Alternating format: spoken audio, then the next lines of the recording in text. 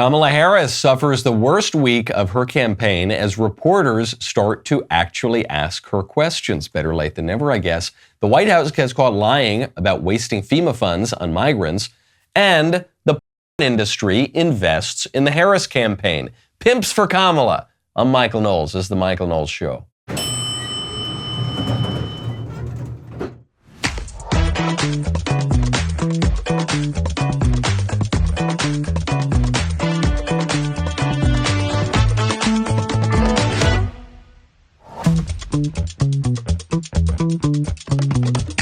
Welcome back to the show. There is a shocking new slate of evidence out that smoking pot all day is actually not good for you. Turns out waking and baking and then stuffing your face with Doritos actually might have some negative health consequences. We will get to that shocking story in a moment. First, though, we have to talk about balance of nature. Go to balanceofnature.com/Knowles. Balance of Nature fruits and veggies. It's the most convenient way to get whole fruits and vegetables daily. Nature is pretty good at giving us the ingredients we need through our fruits and vegetables. So Balance of Nature takes fruits and vegetables, they freeze dry them, turn them into a powder, and then put them into a capsule. You take your fruit and veggie capsules every day, and then your body knows what to do with them. Balance of Nature is just one ingredient of a balanced lifestyle, has no intention to replace a healthy diet, exercise, sleep, or any other healthy habits. It's intended to be used in concert with other healthy habits. Go check it out, especially when you're on the road. It's sometimes hard to eat well. People are eating a lot of fast food or whatever. That is one way to know, I can say with confidence, I love Balance of Nature, in no small part because Balance of Nature guarantees you're getting those fruits and veggies. Go to balanceofnature.com, use promo code Knowles, KNWLES, for 35% off your first order as a preferred customer, plus you'll get a free bottle of fiber and spice. That is balanceofnature.com/Knowles. Kamala Harris got absolutely destroyed by 60 Minutes. Kamala has been sitting down for more and more interviews. This is evidence. I know Republicans want to be doomers and gloomers and say everything's lost and we need to take the black pill and, Western civilization's done and billions are going to die. But the Harris campaign would not be desperately chasing interviews, would not be nearly as aggressive as it is right now if this thing were really in the bag for the Democrats. Kamala Harris is not good at speaking. She lacks the one skill that is usually required of politicians. She does her politics a little bit more behind the scenes, and she's done a good job at it. She wound up becoming the vice president of the United States without ever really impressing any voters. But it means that now that her campaign is in a little bit of trouble and the race seems a little bit close, she's going out there, she's trying to get those few extra votes in the swing states. She puts herself out with what she believes to be friendly media, and then, shockingly, 60 Minutes destroys her with simple questions. Let me tell you what your critics and the columnists say. Okay. They say that the reason so many voters don't know you is that you have changed your position on so many things. You were against fracking, now you're for it. You supported looser immigration policies, now you're tightening them up. You were for Medicare for all, now you're not. So many that people don't truly know what you believe or what you stand for. And I know you've heard that. In the last 4 years, I have been Vice President of the United States. And I have been traveling our country. And I have been listening to folks and seeking what is possible in terms of common ground. I believe in building consensus. We are a diverse people, geographically, regionally, in terms of where we are in our backgrounds. And what the American people do want is that we have leaders who can build consensus, where we can figure out compromise and understand it's not a bad thing, as long as you don't compromise your values, to find common sense solutions. And that has been my approach. I can't imagine a worse answer to that question. Though Kamala Harris couldn't imagine the question being asked because she thought she was going on friendly media. This is 60 Minutes.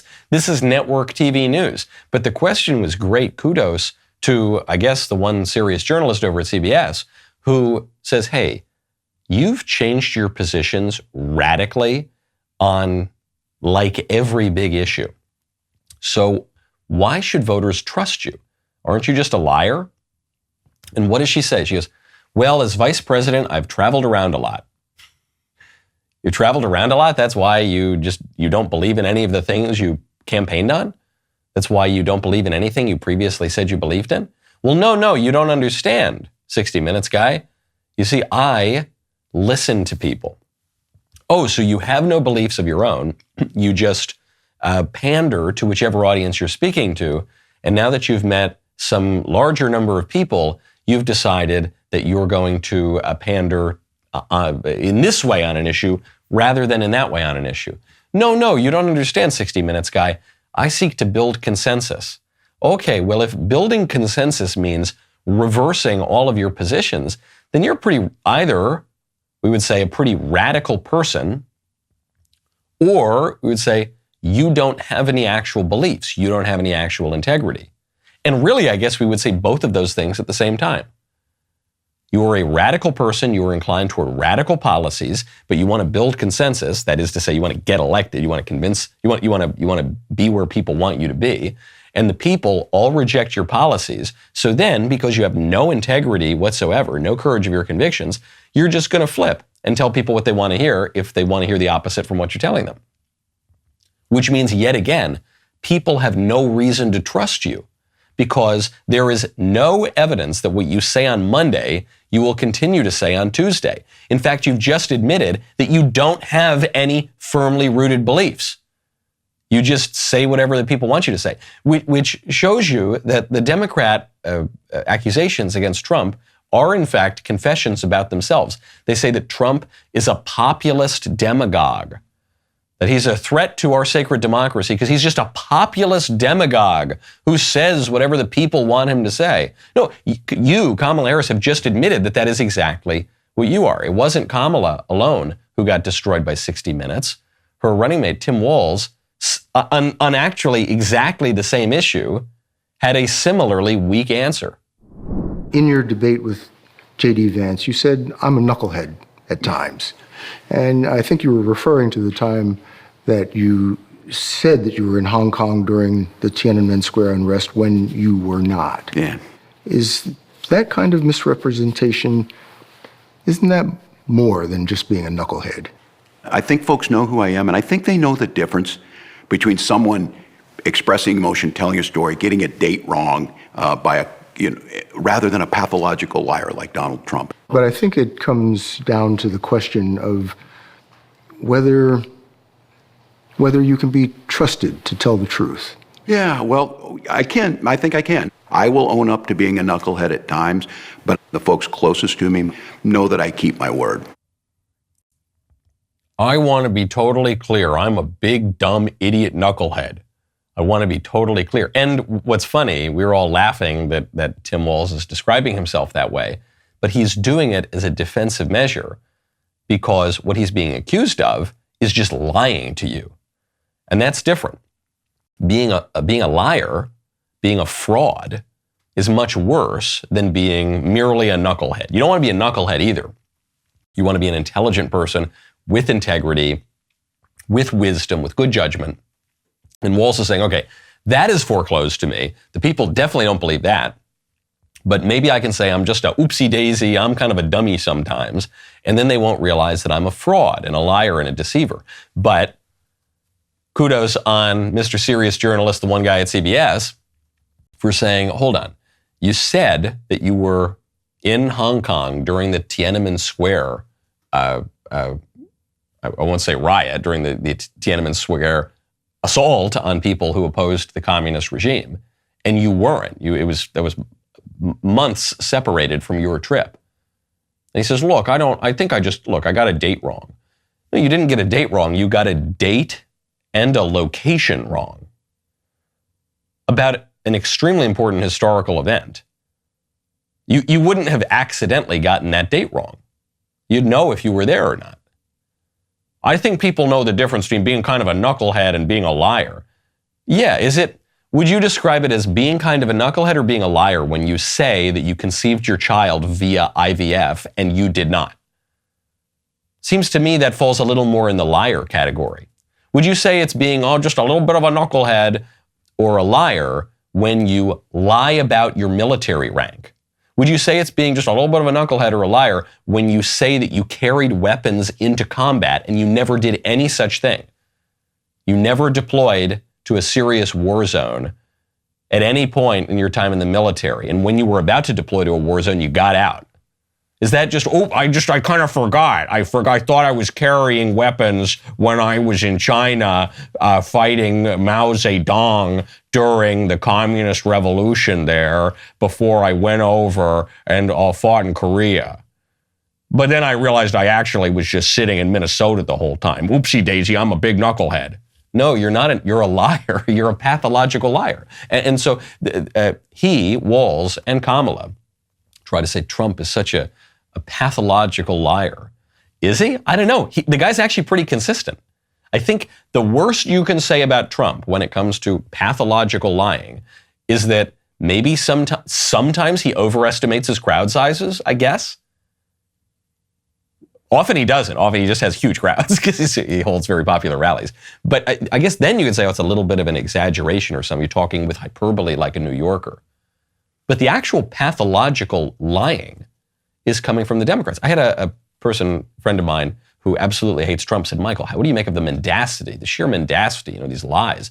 I thought, I don't know. I mean, maybe sometimes Trump gets carried away with the crowd sizes, but he never tells you that, that he fought in combat when he didn't fight in combat, or that he was near Tiananmen Square when he wasn't near Tiananmen Square, or that he was this rank in the military when he was a lower rank in the military. I don't know. He doesn't do anything. I'm just talking about Tim Walz. The same kind of pathological lying applies to Kamala and Joe Biden. I don't know. Trump seems like Honest Abe compared to those two. Now, I'm done with all of these silly arguments against Trump. You know what else I'm done with? I'm done with debt. And you ought to check out Done With Debt too.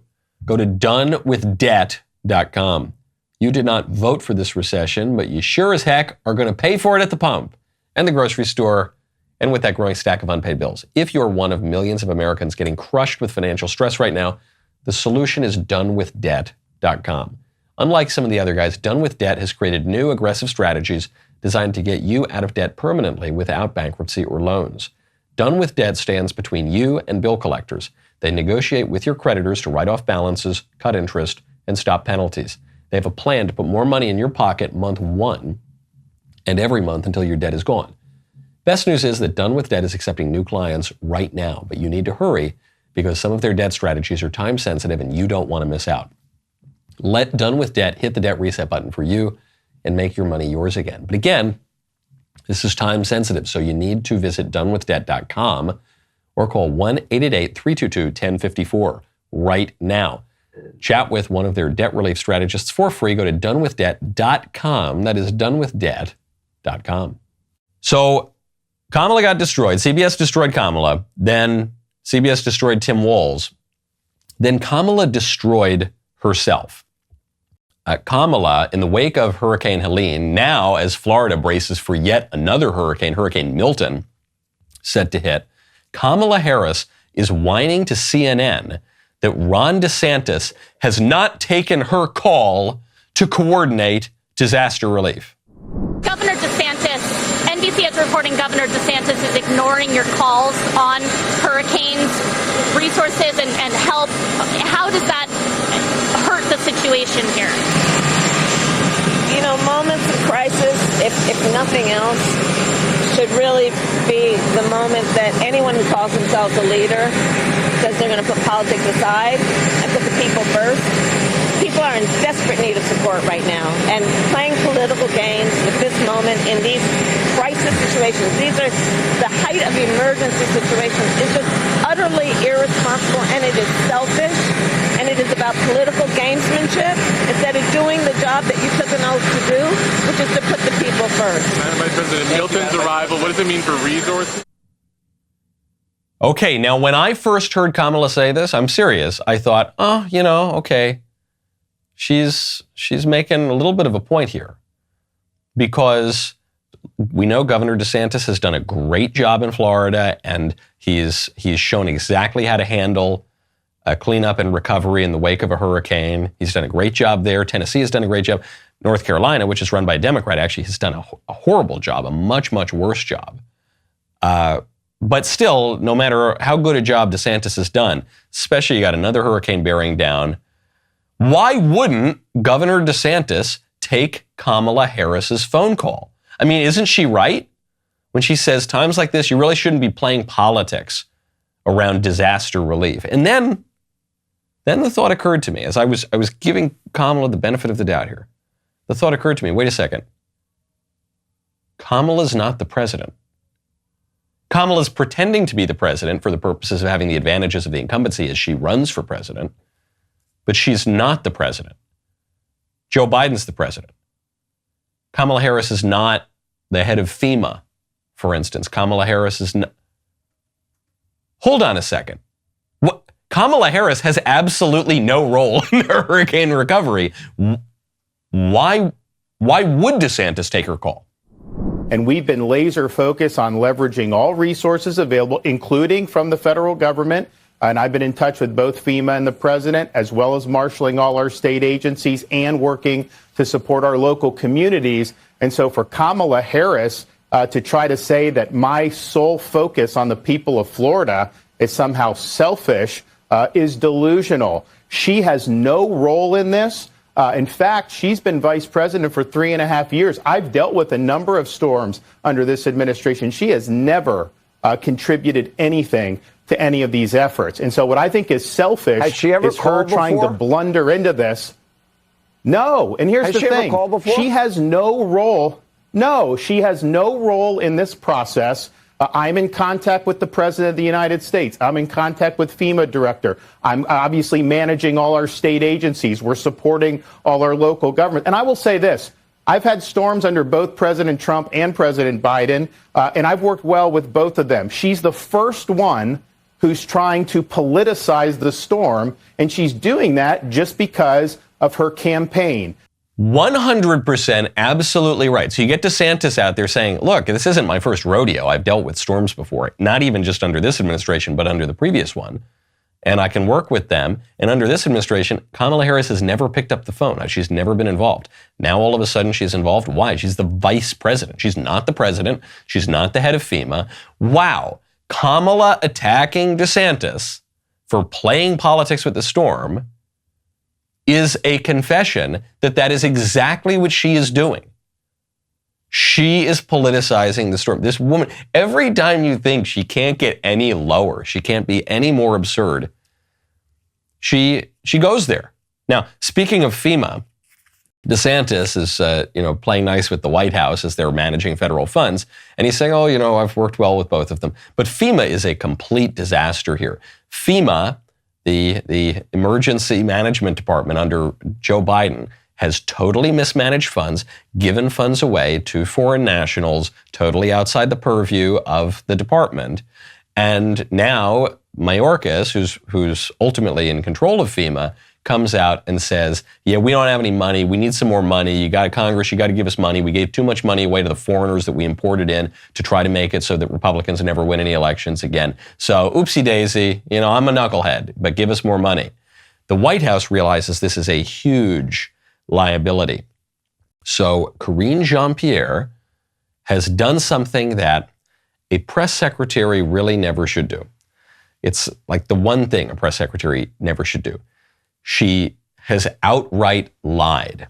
I've worked as a press secretary on campaigns. You never want to outright lie to the press. Do you want to spin stories in a way that can be helpful to your side? Yeah, of course, that's part of the job. But you never want to lie to the press because it tarnishes not only your credibility as a spokesman, it tarnishes the whole credibility of the administration.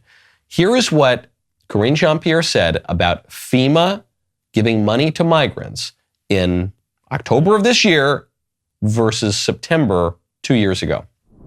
It's just categorically false. No, Biden did not take FEMA relief money to use on migrants. So FEMA regional administrators have been meeting with city officials on site to coordinate available federal support from FEMA and other federal agencies. Funding is also available through FEMA's emergency food and shelter program to eligible local governments and non-for-profit organizations upon request to support humanitarian relief for migrants. Oh, wait, hold on. Wait, what was that there at the end? September 2022. FEMA money is available and is being used for migrants. October 2024, the same woman in the same position. FEMA money is not being used for migrants. That's a total lie. Which is it? This is the upside to Karine Jean-Pierre being unfireable and being bad at her job. But she's bad at her job, so when the really important stuff comes up, they drag John Kirby out, who is the spokesman for the National Security Council, to come out and try to manage the White House communication strategy. But they can't fire Karine Jean-Pierre because she just checks too many boxes. It would be one thing if she were merely a woman. Maybe she could be fired. If she were merely black, she could just be fired. Maybe.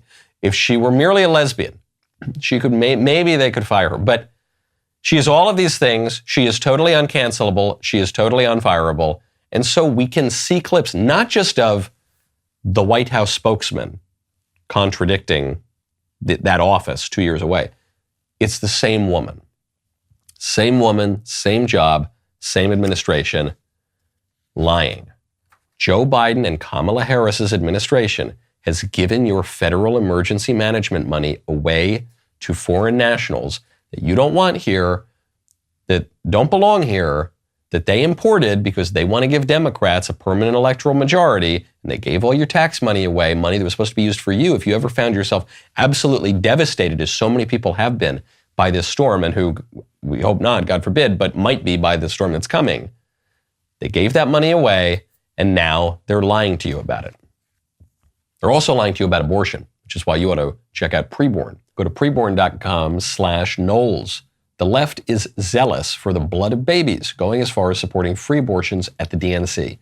Kamala's extreme, radical stance for abortion is clear in her running mate. As First Things reported, quote, Tim Walz supports the right to infanticide. Infanticide is the taking of a baby's life after birth. I suppose it would also refer to it before birth, but specifically after birth, that's what they're supporting.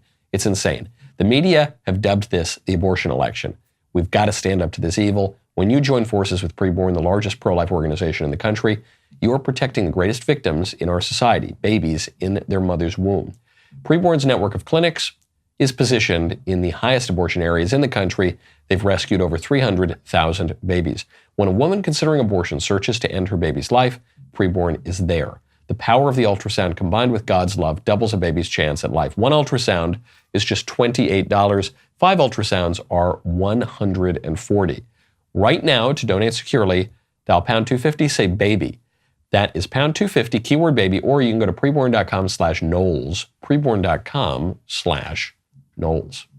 All right, back to Kamala. The only thing Kamala can do, as things are going so poorly for her campaign this week, is to go on extremely friendly media. So you would think 60 Minutes, CBS, is pretty friendly media for Democrats. No, apparently not. Apparently they got to go on even friendlier, even softer media. So Kamala decided to go on the Call Her Daddy podcast.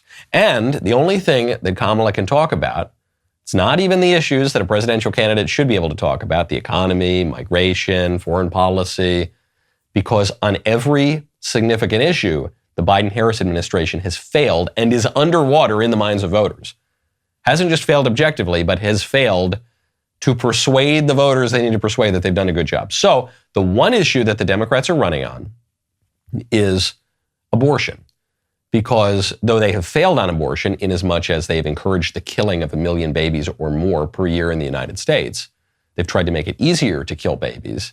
The issue of abortion is one that, for voters who like the idea of killing babies, or at least like the license to kill babies, you can't fail on that issue. As long as you tell people to kill more babies, you've succeeded. You don't. That's how you pass the test. It's not as hard as, say, growing the economy or managing migration or keeping world order together in foreign affairs.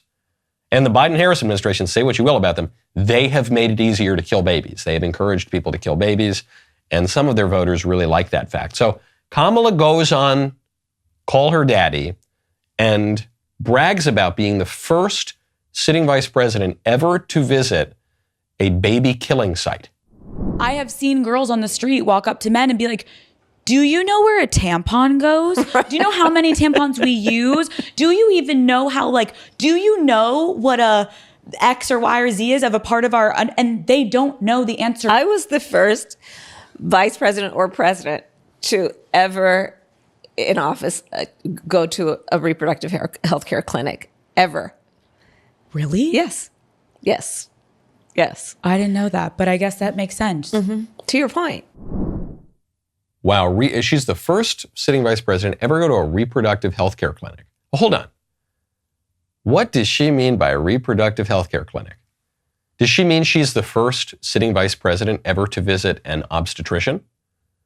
I guess that's true. She's the first woman vice president, so I guess that's, but is that really what she's saying? For instance, would you say she's the first sitting vice president ever to visit a clinic at which obstetricians work, at which people provide women's reproductive health care? No, certainly not. Every single vice president's gone to one of those. They've gone to doctors' offices, they've gone to hospitals. So what does she mean? Does she mean specifically that she's the first sitting vice president to go to a pregnancy center? Well, she hasn't gone to a pregnancy center. Her administration is trying to shut down pro-life pregnancy centers.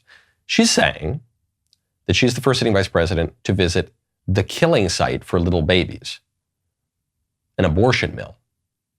And that is true. She is the first sitting vice president to do that.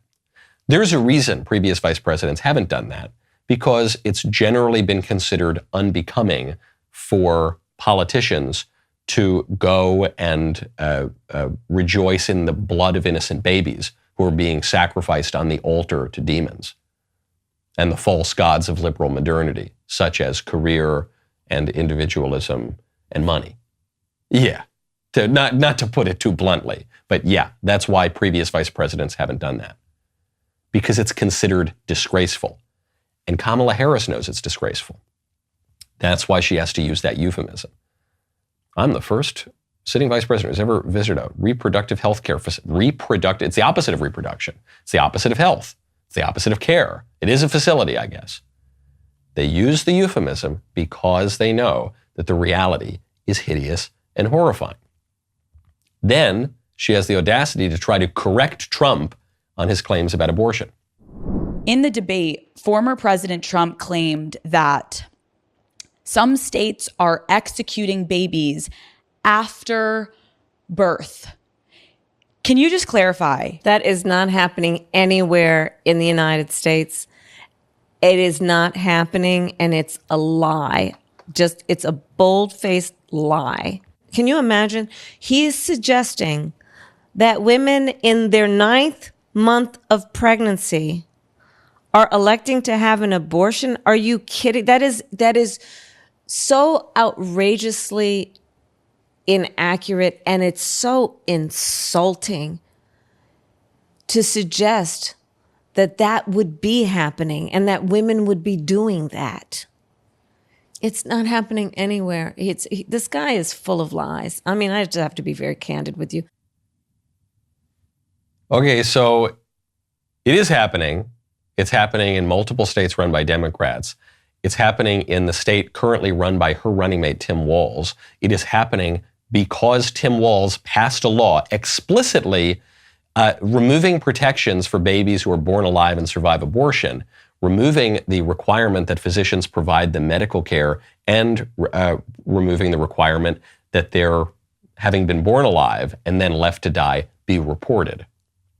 So even though Tim Walz passed that law, which, by the way, if this weren't happening, then the first question you would ask is, if it's not happening, if no one ever has a late-term abortion, why did your running mate pass a law protecting people and actually doctors, abortionists specifically, from having to provide medical care or to report the thing that never happens? If it's not happening, why would you pass a special law to expand the license to do the things at the time when the thing never happens? Why would you do that? If this is never happening, if women are never having abortions at the end of their term, why would New York change its abortion law to explicitly to permit abortions up until the moment of birth?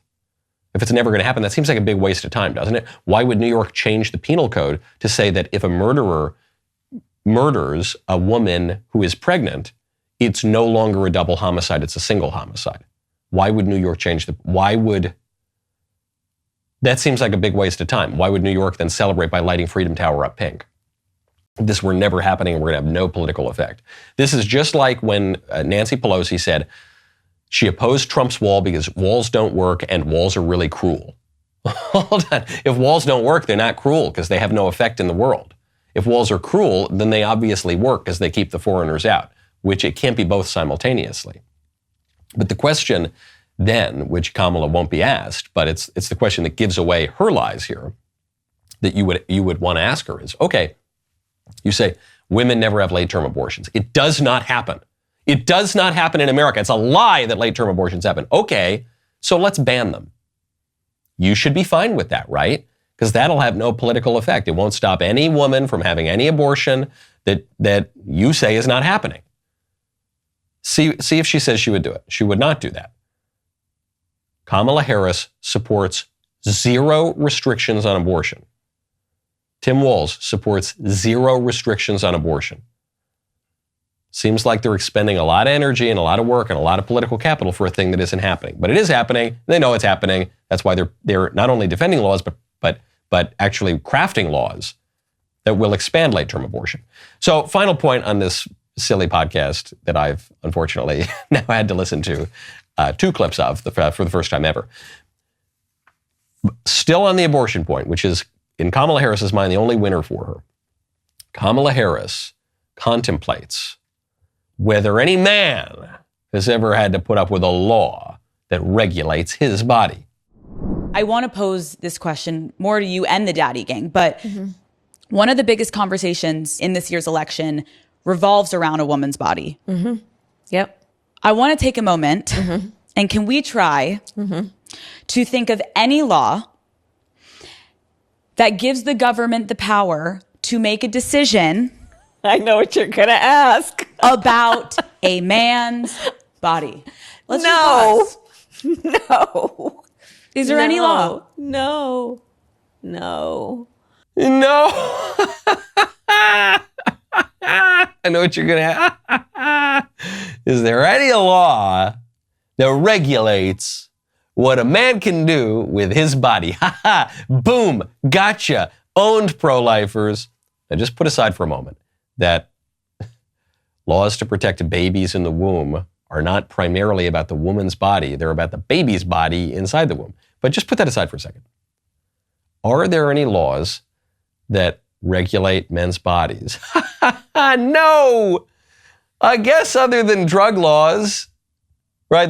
Those are laws that regulate what a man can do with his body. Drug laws or drunk driving laws, or seatbelt laws that regulates what you can do with your bodies, or public indecency laws that regulates how you can present your bodies in public, what clothes you got to wear, and other than, I guess, some property lines that regulates where you can move your body. You can't trespass into property that isn't yours, and other than, I guess, bathroom regulations. Until recently, it used to be men couldn't go into the women's bathroom. Now, actually, because of Democrats, they can. So in that one, I guess, men have expanded what they can do with their bodies. And the draft, I guess that's a regulation that pertains to men's bodies, because you can just take men with their bodies and their souls and then drag them off to war and throw them, in with a rifle in Da Nang and tell them good luck. It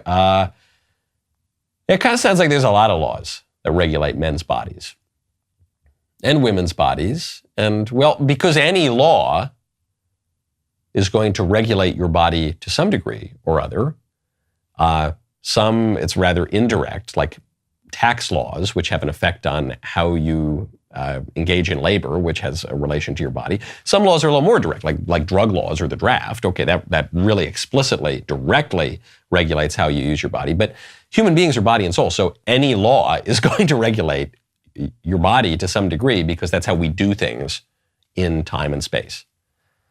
So yeah, other than that, over the past 2 years, DailyWire Plus has collaborated with Dr. Jordan B. Peterson on a collection of shows to help you win at life. The Mastering Life Collection with Jordan B. Peterson. Mastering life topics range from marriage to masculinity and managing mental health. That is alliterative. With Jordan B. Peterson's newest series, Depression and Anxiety. Plus, coming this fall, Jordan Peterson has 2 new Mastering Life series out, one on negotiation and one on success. Become a DailyWire Plus member for unlimited access to Jordan B. Peterson's incredible Mastering Life collection today at dailywire.com/subscribe. Use code Jordan at checkout for 35% off your new annual memberships. That is dailywire.com/subscribe.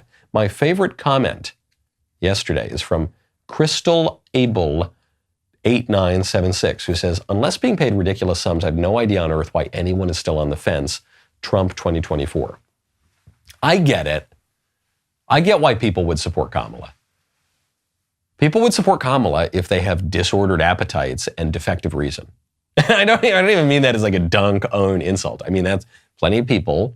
We all have certain defects and in our desires and in our minds and intellects.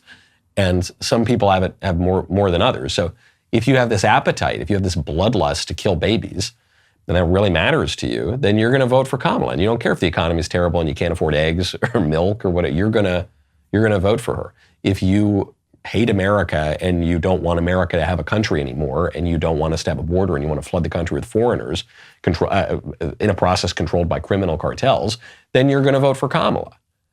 Because she's going to give you that. She's going to give you that open border. So I get it. It's not necessarily all cynicism. Some people have just really perverse wills and minds. Now, speaking of dudes, speaking of men's issues, it occurred to me recently that the white dudes for Kamala looks a little different than the campaign presented that group. You know, the campaign presented that group as a bunch of just really nice guys like Pete Buttigieg. You know, just really kind of nice, happy-looking, liberal, open-minded, progressive fellas. But then I was thinking about the white dudes for Kamala. You remember that the longshoreman, kind of mobster-looking guy, that boss who talks like the love child of Tony Soprano and Archie Bunker? Well, that guy, his union, endorsed Kamala. The guy who talks like this, like, yeah, I'm going to cripple your whole country, you see, until you're going to give me my money. That I'm going to go over there to the 5 families in New York. I'm going to get the Colombos and the Genovese to come down and shake you down if you don't give me my money. Vote for Kamala. Yeah, you see, trans rights are human rights or whatever. Yeah, from the river to the sea, Jordan will be free. He'll be Babu. Well, give me my money. Vote for Kamala. Wow, that's not the kind of white dude for Kamala that I would have expected. Then you think Doug Emhoff, the man redefining masculinity. He's not a toxic male, you know. Doug Emhoff is, he's a new modern progressive male. Until we find out, this is all public, we're not revealing private sins, that he cheated on his wife with the nanny, then impregnated the nanny, then the nanny didn't have a kid, and we're only left to wonder how that happened. And then he also apparently is being accused of beating his girlfriend in public, but he's a new kind of man. Okay, so you got accused women beaters and womanizers. You've got a mobster, allegedly. I gotta say allegedly. You've got, then who is the other white dude for Kamala? Oh, Dick Cheney. The man referred to as Darth Vader for 20 years in American politics. And then who is the, Vladimir Putin, right. Vladimir Putin endorsed Kamala. So, wow, man, you're known by the company you keep. This would appear to me to be a sign of realignment. Now, you could say it's just really bad optics, but I think it goes deeper than that. I think this is a sign of political realignment. And okay, maybe Vladimir Putin, maybe he's being cagey and he's making jokes, although I'm sure Vladimir Putin would rather deal with Kamala than with Trump. Trump's the only president on whose watch Vladimir Putin did not further invade a country in the past 20 years, more than 20 years. Of presidential administrations. He did it with George W. Bush. He did it with Obama. He didn't do it with Trump. He did it with Biden. He'll do it with Kamala. So really, I mean, he might be joking about his support for Kamala, but I'm sure he would much rather deal with Kamala. And then Dick Cheney. Why does Dick Cheney support Kamala? Well, because Kamala is a defender of the liberal establishment, the American liberal empire, and also because Dick Cheney supports his daughter, which I kind of respect. And his daughter now, being belligerent and establishment and anti-Trump, hates Trump and supports Kamala. What about Doug Emhoff? What about the Doug Emhoffs of the world? The guys who are kind of a little bit dodgy and they kind of do some weird sex stuff and they're selfish in their relationships and their view of marriage, and those guys all support the left. The guys who don't take marriage seriously, who don't take their vows seriously, who view sex merely as a matter of pleasure. And those guys, they're libs. And then the mobster. I mean, he explicitly endorsed Kamala. Sorry, the alleged mobster explicitly endorsed Kamala because the Democrats give them all sorts of kickbacks. Now, state of the country, it's very dangerous. If you're listening to this show right now, you might be hearing vaguely in the background sirens. And that's because I'm in San Francisco right now. So there is no place in this entire city where there aren't sirens blaring at least 23 hours a day. But you're going to hear a lot more sirens if Kamala gets elected. Think of the supporters. You got some figures who are now considered to be quite disreputable. And then on top of that,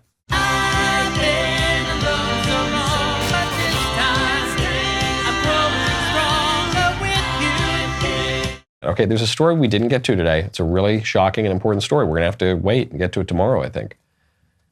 That it turns out that if you just smoke a ton of pot all day, every single day, that is not good for your health.